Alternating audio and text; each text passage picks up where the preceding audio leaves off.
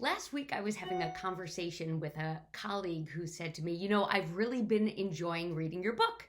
And I said, oh, thank you. It was really a pleasure for me to write it. And I said, I assume you're reading Overcoming Overthinking, 36 Ways to Tame Anxiety for Work, School, and Life.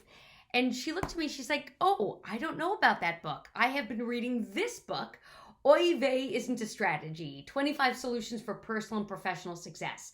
And I have to admit, I had forgotten about this book.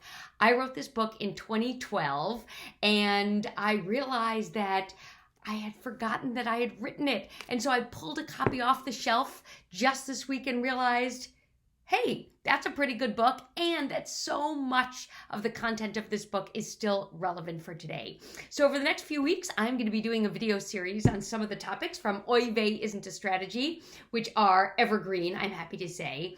And the very first chapter in this book talks about core values. And I am sure at this point you have thought a lot about core values. There's certainly something that are coming up for us every day as we watch the news. I actually keep a list of core values with me at all times. These are mine: adventure, learning, autonomy, achievement, helping, and fun. So I certainly hope these videos are fun for you.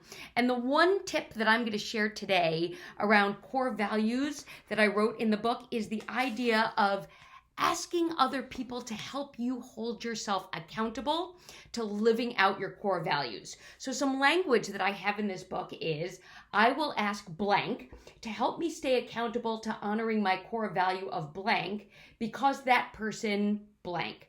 So I'm going to pick one right now. And I'm going to say, I'm going to ask my colleague Priya Nalkor to help me stay accountable to honoring my core value of learning. I'm doing so much learning right now in the wake of the Black Lives Matter movement. And I'm going to ask her because she also holds a value of learning, and I believe holds a value of impact and helping people really understand identity. And I know that her core values will align with my core values and amplify and elevate them. And that's why I'm asking her.